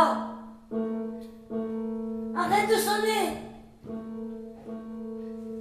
Je ne veux plus entendre, ne plus répondre, ne plus parler à personne. Ils me persécutent tous, avec leurs questions, leurs cris, leurs larmes. Ils s'affligent, ils compatissent, mais ils ne m'écoutent pas. Ils ne comprennent pas. Comment faire pour qu'ils admettent? Quels arguments employer? Quelles paroles prononcer? Quelles preuves apporter? La vérité est pourtant là, sous leurs yeux, criante. Marianne n'est pas morte. Il ne l'a pas tuée. Il ne l'a pas à moitié dévorée, brûlée, dispersée aux 4 vents. Ces histoires-là n'existent pas. Pas dans la réalité. Pas dans la vraie vie. Il a lu dans le journal, ou vu au cinéma. Il a rêvé. Il a inventé pour faire parler de lui. Moi, je sais. Ma fille est vivante. Elle est partie, loin, pour fuir ce malade. À l'étranger, sûrement. En Italie. Elle a toujours rêvé d'aller vivre en Italie. Elle se cache. Elle a peur qu'il la traque sans répit. Peur qu'il nous espionne pour découvrir son refuge. C'est pour cette raison qu'elle ne fait pas signe. Mais son silence est passager. Un jour prochain, elle va écrire ou téléphoner. Elle nous révélera sa cachette. Et on ira la voir, tous.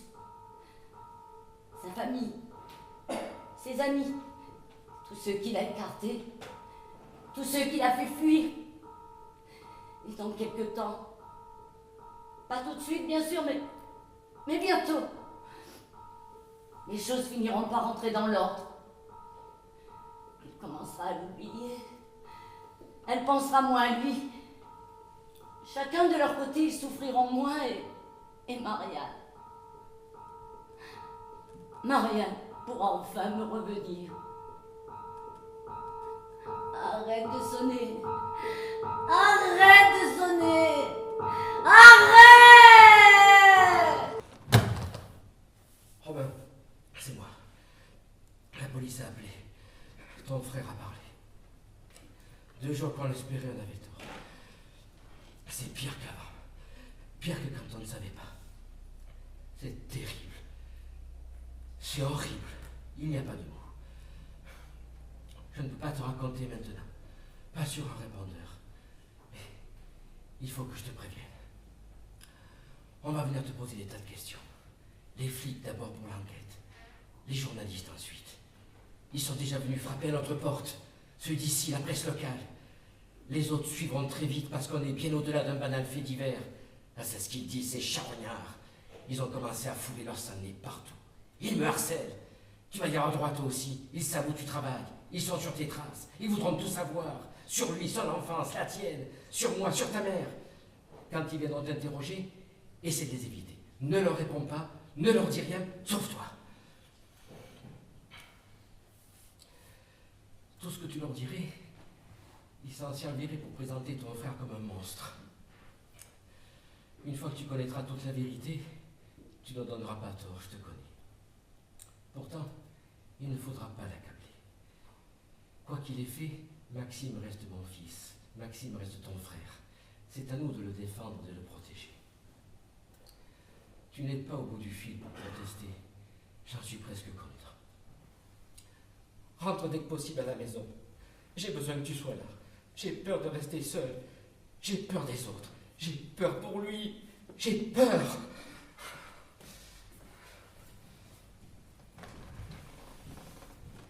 Journée terminée. Je vous fais mon rapport avant de partir. Vanny a été transférée à la maison d'arrêt. Son comportement n'a pas changé. Il regarde toujours le mur d'en face, il parle pas, il bouffe pas. À croire que son pique-nique de la semaine dernière lui est resté sur l'estomac. Comme il refuse toujours de prendre un avocat, on lui en a commis un d'office. Un débutant. Oh, il n'y a pas trop de soucis à se faire. Même le pire des tocards lui trouvera toujours les excuses bidons habituelles. La société l'a opprimé. L'alcool l'a détruit. Sa maman l'a pas assez aimé. Ou son papa lui a touché que quand il était petit. Hein? Alors, on ne réagit plus à mes petites provocations? Vous n'avez pas ouvert la bouche depuis ce matin. Je comprends que cette affaire vous chamboule, mais maintenant il faut vous ressaisir. Prenez la distance. Gardez les cloisons étanches, sinon vous vous ferez bouffer. Bon, je me rentre. Vous feriez bien en faire autant. Salut. Berthier, Oui? toujours envie de me sauter? Quoi? T'as très bien entendu. Non. Arrête. Depuis mon premier jour ici, t'as pas arrêté de me reluquer en douce et de me balancer des allusions vaseuses. Si j'étais pas ta supérieure, t'aurais pas hésité à me coincer entre deux portes. C'est vrai, j'ai tenté ma chance au début, mais vous avez été tellement distante et froide que je me suis abstenu d'insister. Mais je vois pas pourquoi vous ressortez cette histoire-là maintenant, aujourd'hui. T'es toujours intéressé? Décide-toi. C'est maintenant ou je trouve quelqu'un d'autre. Il est tard, vous êtes épuisé.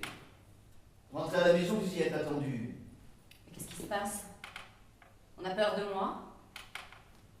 On redoute de ne pas se montrer à la hauteur. Vous n'êtes pas dans votre état normal. Je peux en profiter aujourd'hui et l'entendre reprocher demain. Si tu veux, tu me prends. Ici et maintenant. Réfléchis, l'offre ne sera pas renouvelée. Soyez raisonnable, je ne suis pas de bois. Hein. Ben, qu'est-ce que t'attends? Saisis ta chance.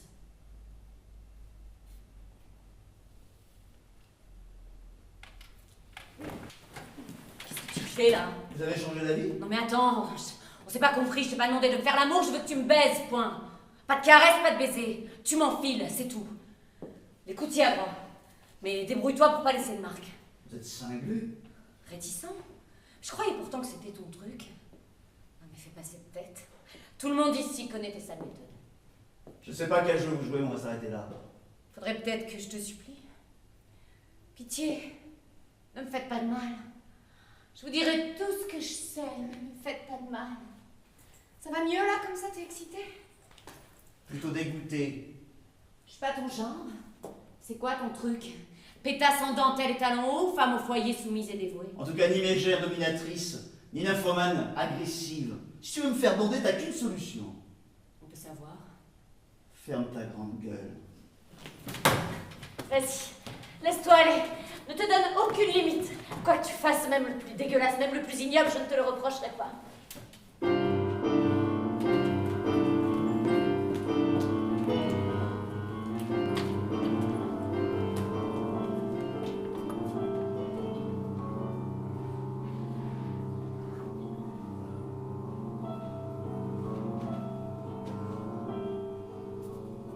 Chers amis, je vous suis reconnaissante d'être venus si nombreux à ma demande.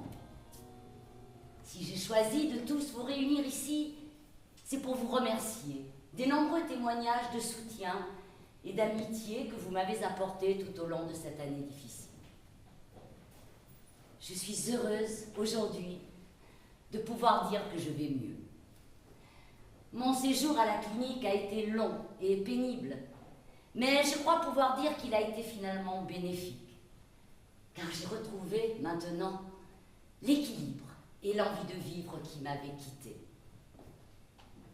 Les médecins ne partagent pas cet avis, mais ils sont dans l'erreur, et je saurai bien les convaincre de ma totale guérison. Il faudra bien qu'ils se rendent à la raison, car avec ou sans leur consentement, je quitterai bientôt cet endroit. Je ne peux plus rester ici. On a besoin de moi ailleurs. On m'attend. À eux, je préfère ne rien dire. Mais à vous, je veux bien livrer mon secret.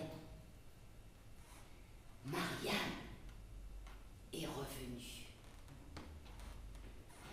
Comme moi au début, vous aurez du mal à le croire, mais c'est pourtant la vérité.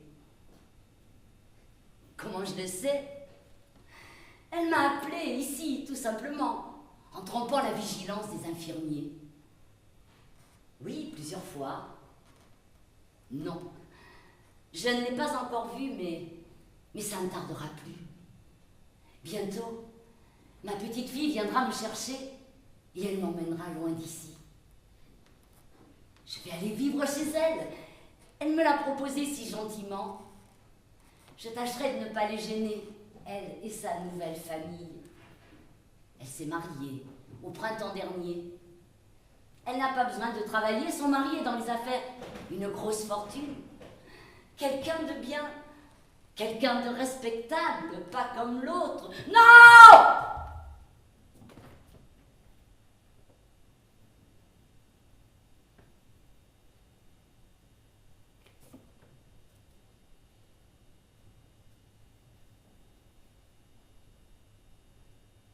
On a dit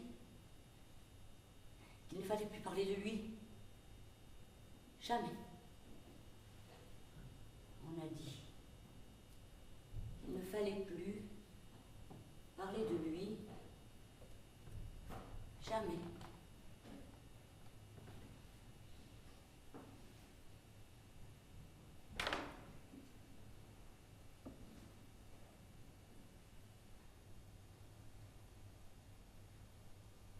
Elle attend un bébé. Ce sera une fille, Ophélie.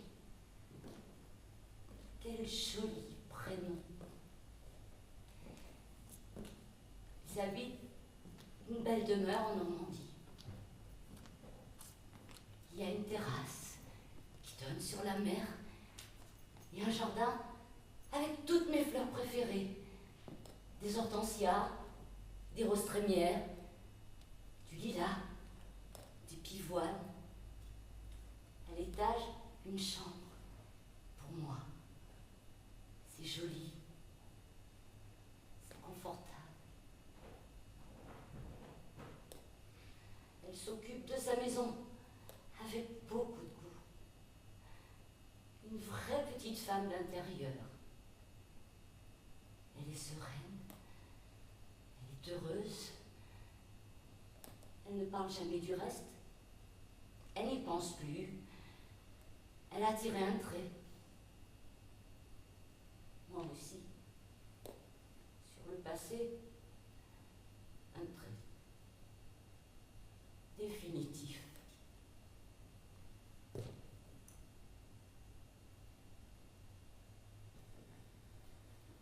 Paul, je suis prête. Tu n'as rien oublié? Non, tout est là. Tu voyages léger. Je ne tiens pas à m'encombrer. Le reste de tes affaires, qu'est-ce que j'en fais? Donne-les. Jette-les comme tu voudras. Ta nouvelle adresse? Rien n'est encore sûr. Je te la communiquerai dès que je serai fixée. Bon. Et les enfants? Comment prennent-ils les choses? Oh, ils s'en remettront. Il faut dire que depuis un an, ils se sont singulièrement endurcis grâce à toi. J'aurais aimé pouvoir leur dire au revoir. Ah, ils n'en ont pas manifesté le désir. C'est sans doute mieux ainsi. Tant te prévenir, j'ai entamé une procédure de divorce. C'est une bonne chose. Tu souhaites sans doute refaire ta vie. Refaire sa vie. Mais quelle expression ridicule. Comme si c'était possible. Tu m'as comprise. Il y a peut-être une femme qui... Non, non, ni maintenant ni plus tard. Je veux désormais entièrement me consacrer aux enfants. Tu t'occuperas parfaitement d'eux, j'en suis sûre.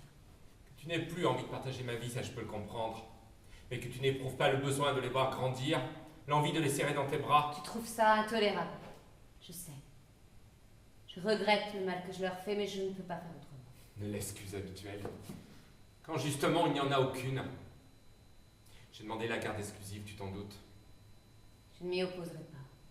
Tu continueras régulièrement à les voir, mais en ma présence. Est-ce vraiment nécessaire? Ah, pour eux, oui. Pour toi, je ne sais pas et je m'en fous. Une fois par mois, tu nous rendras visite. Une fois par mois, c'est nous qui viendrons. Tu vois, ils ne te gêneront pas trop dans ta nouvelle vie. Bon, je descends. Mon taxi ne devrait pas tarder. Nathalie, Oui? tu vas rejoindre quelqu'un, c'est ça? Oui.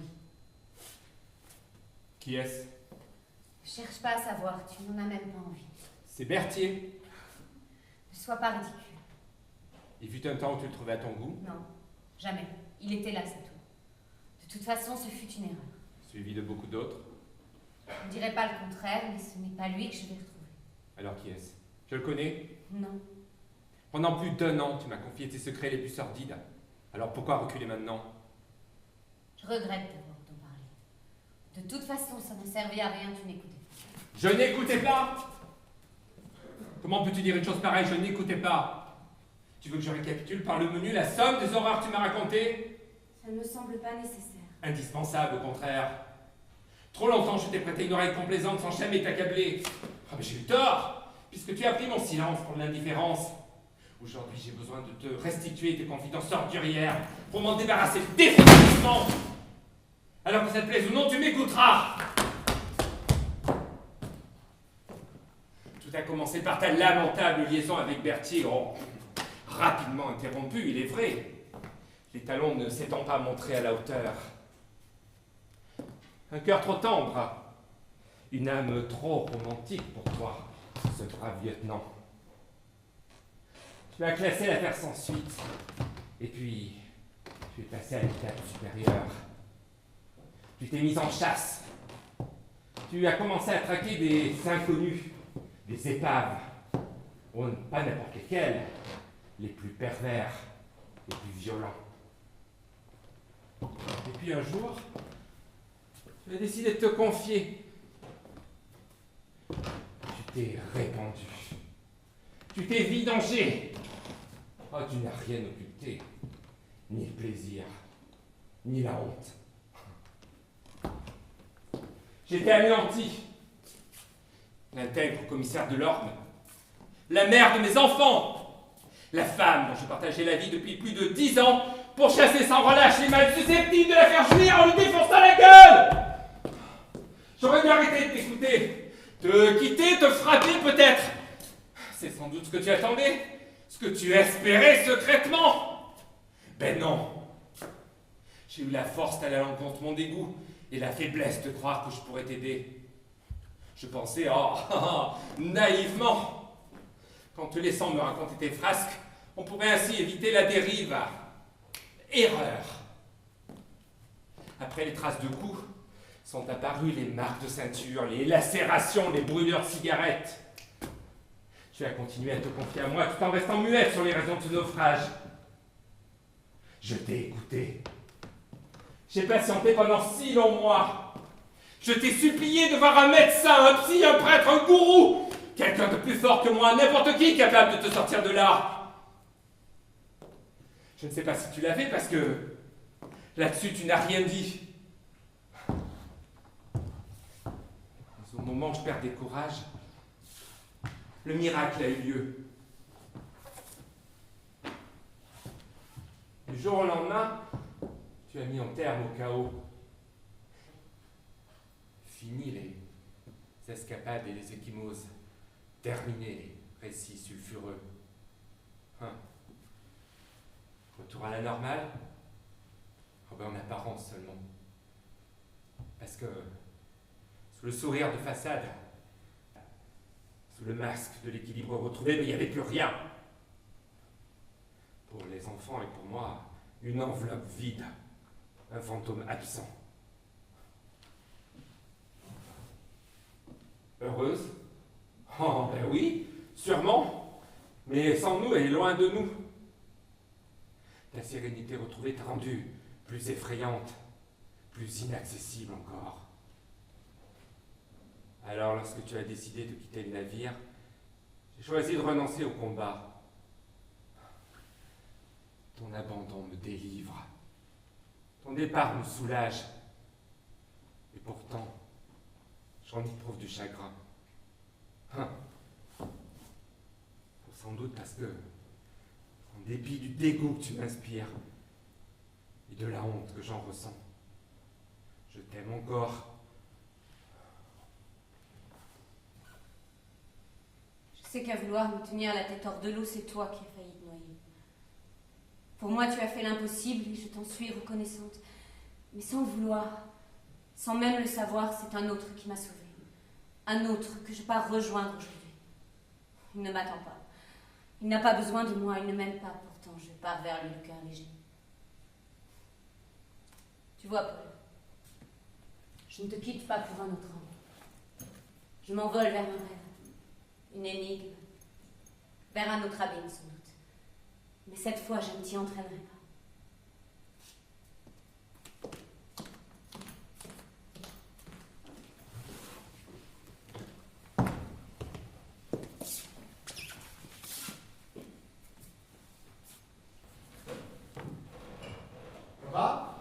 Je vais faire les courses. À tout à l'heure. Tiens, mets ça dans la boîte en passant, s'il te plaît. Une lettre à Maxime, encore. Oui, encore. Je ne vois pas pourquoi tu t'obstines. Il ne répond jamais, tu ne sais même pas s'il les ouvre. Qu'est-ce que tu voudrais que je fasse? Tu n'as jamais voulu m'amener le voir là-bas. Alors qu'il jette mes lettres ou qu'il les lise, peu importe. Elles sont le seul lien qui m'unisse encore à lui. Bon, d'accord. Je la posterai, sur mon sujet. C'est ça, motus et bouche cousue comme d'habitude. Qu'est-ce que tu veux dire? Tu le sais très bien. Dès que je veux parler de ton frère, tu fais la sourde oreille ou tu prends la porte. C'est pas parce que je suis réticent à évoquer son sujet que je ne pense pas à lui. Bien sûr. Tu penses à lui une fois de temps en temps, de loin, sans t'engager. En un an, pas une visite, pas un courrier, pas un coup de fil. Tu n'as gardé aucune photo, aucun objet lui appartenant. Pour toi, c'est comme s'il était mort. Pire, comme s'il n'avait jamais existé. Tu crois que je l'ai effacé de ma vie comme ça, d'un revers de la main? te trompes. Il ne me quitte jamais. Il est là tous les jours, toutes les nuits. Dans mes souvenirs, dans mes cauchemars, dans tes regards pleins de reproches nets posés sur moi. Comment veux-tu que je le devine? Tu ne laisses jamais rien paraître. Tu restes à distance. Peu à peu, tu es devenu aussi fermé, aussi secret qu'il pouvait l'être. Je vais très bien. Ah, tu vas très bien, bien sûr. La semaine, tu trimes comme un malade. Le week-end, tu fais les courses et le ménage et la lessive. Tu bricoles et tu jardines, rien d'autre. Tu n'as ni femme, ni maîtresse, pas d'enfant, pas d'amis, aucune envie, aucun désir. Un vieux père bientôt gâteux et un frangin en tôle pour le restant de ses jours. Tout va pour le mieux. Bon, qu'est-ce que tu as aujourd'hui à te montrer aussi agressif envers moi? Tu trouves que je ne prends pas assez soin de toi, c'est ça? Tu t'occupes parfaitement de moi. Et je ne manque de rien. Mais c'est toi que tu négliges. Oh, mais j'ai pas choisi cette vie-là! J'ai pas choisi de me rater pour un boulot merdique. Pas choisi d'être seul comme un chien, sans une compagne à aimer, sans même une fille à baiser, une fois de temps en temps. Pas choisi d'être comme je suis, tu sais. Terne, insignifiant, raisonnable, ennuyeux. Pas choisi d'avoir un frère assassin et un père emmuré vivant dans sa peine. Calme-toi. Je ne voulais pas te blesser. Parce que j'ai toujours refusé de t'emmener à la prison, tu me juges froid, égoïste. Mais si seulement ça pouvait être vrai. Mais si seulement j'étais aussi fort, aussi indifférent que tu l'imagines. Mais non. Si je ne veux pas que tu ailles là-bas, c'est pour t'épargner une épreuve que tu ne pourrais pas supporter. Je ne suis pas aussi fragile que tu le penses. Et Maxime a peut-être changé. Peut-être que notre visite lui ferait plaisir. Peut-être s'en montrerait-il reconnaissant. Peut-être accepterait-il de sortir enfin de sa coquille pour nous adresser quelques mots. Mais tu rêves. Ça se passerait pas ainsi. Et qu'est-ce que tu en sais? Je le sais, c'est tout. Romain, regarde-moi. Romain, regarde-moi. Tu as été là-bas, n'est-ce pas? Tu as été là-bas en cachette et tu as vu Maxime. Ne mens pas. Oui, 3 fois. J'y suis allé 3 fois et comme je ne voulais pas que tu m'y accompagnes, j'ai pris des jours de congé en semaine pour que tu ne te rendes pas compte de mon absence. Alors? On m'a laissé le voir, il a pas refusé. Raconte-moi. Raconte-moi, je suis capable d'entendre, tu sais. Ouais. La première visite a été brève. Il est arrivé au parloir, s'est assis et attendu. Moi, je ne savais pas quelle attitude adopter, j'osais pas le regarder en face. J'ai fini par le bombarder de questions, les yeux au sol. Il n'a pas ouvert la bouche. Je l'ai regretté ensuite, mais comme son silence m'était trop pénible, j'ai rebroussé chemin. La seconde entrevue, j'ai cessé de l'interroger. Je me suis adressé à lui sans attendre de réponse. Je lui ai donné de tes nouvelles. Raconter notre quotidien, mais en évitant toujours que ses yeux ne croisaient rien. Est-ce qu'il m'a écouté? Je ne sais pas. Il est resté face à moi, parler souriant, sans un geste et toujours muet. La 3e fois, avant de recommencer à lui décrire les détails anodins de nos vies sans lui, j'ai osé affronter son regard. J'aurais pas dû. Parce qu'il est terrible son regard. Non pas vide et absent comme on pourrait l'imaginer, au contraire. Tellement intense, tellement plein de tourments indéchiffrables. C'est celui d'un enfant du Sahel, c'est celui d'un rescapé des camps. Il vous transperce le cœur, il vous vide de votre substance, il vous ôte l'envie de vivre son regard. Et à mon tour, les mots m'ont fait défaut. Mes phrases toutes faites me sont restées en travers de la gorge et tout m'est revenu de plein fouet. Des souvenirs.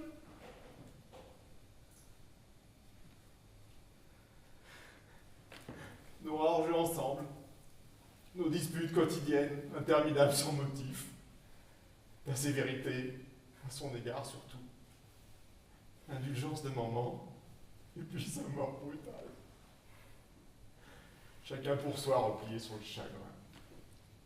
Puis plus tard, son adolescence, ses mauvais coups, notre intolérance et puis nos sales caractères à tous. Une fois adulte, ton indifférence toujours. Ma négligence et son éloignement. Tu vois. Il m'a laissé lire tout cela dans son regard. Et puis lentement, il a quitté le parloir. Avant moi, il a compris que je n'y reviendrai plus. Tu Juste avant de disparaître, il m'a adressé un signe de la main à peine perceptible. Un geste de connivence, enfin. Le premier et le dernier. Longtemps, je t'ai cru insensible et distant. Je me suis trompé. Je te demande pardon. N'y pense plus. Je vais sortir prendre l'air. Un peu de solitude me fera du bien. Va, mon grand, va. Prends tout le temps qu'il te faudra.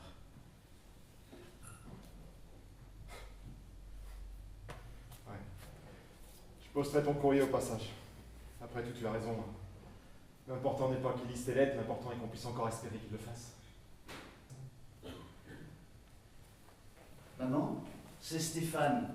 Comment vas-tu? C'est pas fort. Repose-toi. Moi, oui, tout va bien. Je m'habitue doucement. C'est un coin tranquille. Les collègues, correct. Rien à dire. Si, mais je préfère garder mes distances. Oui, c'est ça. J'ai payé pour apprendre. Non, on en a déjà parlé. Je ne pouvais pas rester à mon ancien poste. Non, j'ai toujours pas envie d'en dire plus. Je suis de service ce week-end, je passerai te voir le suivant. Mais oui, c'est promis. Bien sûr que je viendrai seul. Inviter qui? La fille de ta voisine. Ah non, non, c'est pas une bonne idée. J'ai rien contre elle, je la connais pas. Non. Aucune envie de la rencontrer. Non, je ne ferai aucun effort. N'insiste pas. Oui, c'est ça, tu as deviné. Je finirai dans la peau d'un vieux garçon aigri. Je crèverai seul, abandonné de tous. Et mes chats auront le temps de bouffer mon cadavre avant que les voisins le trouvent.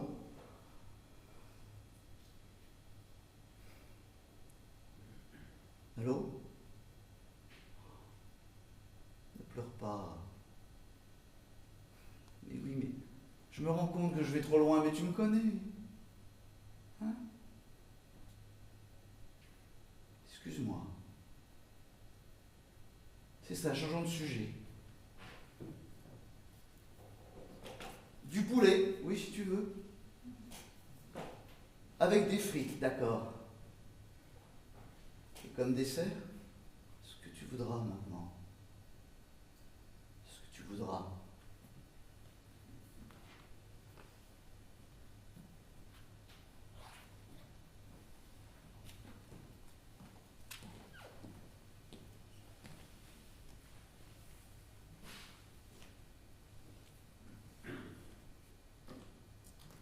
Bonjour Maxime. Comment allez-vous aujourd'hui? Vous avez meilleure mine, il me semble. Soyez tranquille. Je n'attends pas de réponse. En 6 mois, j'ai eu le temps de m'accommoder de votre silence. Comme d'habitude, je ferai donc seul les frais de la conversation. Je vous ai envoyé un colis en début de semaine. Des conserves, des cigarettes et quelques bouquins. Si rien ne vous convient, vous pourrez toujours faire du troc avec un autre détenu. J'ai quitté mon mari hier, sans lui parler de vous, sinon à demi-mot. Il garde les enfants. C'est une bonne chose. Sans attache, je me sens plus légère, libérée. Je vais pouvoir venir vivre ici, tout près de la prison. J'ai trouvé un emploi. Rien à voir avec l'ancien. Du secrétariat à temps partiel. Un travail abrutissant et sans intérêt. Exactement ce qu'il me faut. Toutes mes pensées, tout mon temps libre seront désormais pour vous. Je suis passée voir le directeur de la prison tout à l'heure. Il ne comprend pas l'utilité de mes visites, mais ne s'y oppose pas. C'est tout ce qu'on lui demande. À lui, votre apathie convient parfaitement. Pas de crise, Pas de vagues. Vous lui rendez la vie facile. Il a accepté votre maintien en isolement. Tout imbécile qu'il est, il comprend parfaitement le danger que vous couriez au milieu des autres prisonniers. Jusqu'à nouvel ordre, vous resterez donc seul dans votre cellule, avec vos souvenirs pour toute compagnie. Une bonne nouvelle, en somme. Vous rendez-vous compte? J'en arrive à me réjouir d'un pareil calvaire. Vous, mon sauveur, condamné jusqu'à la fin des temps à tourner en rond sans rien attendre d'autre que le jour suivant et le jour d'après. Vous, ma seule raison de vivre, promis à pourrir ici dans la solitude et l'abandon. Pour toujours les jours vides et les nuits blanches, à perpétuité ce désert, cette agonie, cet advenir folle, à se tirer une balle dans la tête, à mettre le monde à feu et à sang. Une éternité à passer ensemble, face à face, sans intrus, enchaînés l'un à l'autre dans la solitude et le silence. Elle ne s'en rend pas compte, mon ange. C'est précisément ce dont tu as toujours rêvé. Si seulement vous aviez accepté de plaider la folie. Si seulement vous aviez eu un meilleur avocat ou un jury plus indulgent. Mais si seulement vous aviez consenti à faire appel. Mais non, aucune révolte, pas même un sursaut. La résignation et le renoncement. Et vous voilà aujourd'hui enfermé en vous-même, plus encore que dans cette cage, docile, inerte. Mais peut-être devrais-je en être heureuse. Au moins cette torpeur vous protège-t-elle d'un quotidien trop éprouvant. Mais je n'y arrive pas. Je suis trop faible, trop égoïste encore pour parvenir à m'oublier en ne songeant qu'à vous. Mais aussi difficile que ce soit à vivre, ma détermination demeure inaltérable. Tant que vous demeurerez ensevelis sous le silence, je ne vous abandonnerai pas. Tout au long des années qui viennent, je m'accrocherai à vous. Je vous rendrai visite, encore et encore, sans jamais me lasser. Je continuerai à parler, et vous à faire semblant de m'écouter. Je ne me laisserai pas décourager par votre mutisme obstiné. Je ne capitulerai pas. Jamais. C'est un serment que vous trouverez ridicule et déplacé. Je le sais. Mais je tiendrai parole. Aussi sûrement que le jour suit la nuit. Tu as entendu? Quelle touchante déclaration. J'en aurais presque les larmes aux yeux si je pouvais encore pleurer. Mais la comédie a assez duré. C'est à moi que tu appartiens. Elle ne peut pas lutter contre ça. Elle n'en a pas le pouvoir. Elle n'en a pas le droit. Et quand vous sortirez, parce qu'un jour ou l'autre, vous finirez par quitter cet endroit, il ne peut en être autrement. Quand vous sortirez, donc, je serai là. Vieille et laide, sans doute, mais disponible, offerte. Et alors vous ferez de moi ce que bon vous semblera. Il n'y a rien à dire de plus. Rien à rajouter. Je ne demande rien, Maxime. Je n'espère rien. Je n'attends rien de vous. Je n'attends que vous. Sois gentil, mon amour. Il faut lui dire qu'elle perd son temps. Lui faire comprendre qu'elle fait fausse route. Qu'elle nous dérange. Tu le sais aussi bien que moi. Sa place n'est pas ici. Ne la laisse pas s'inviter dans notre histoire.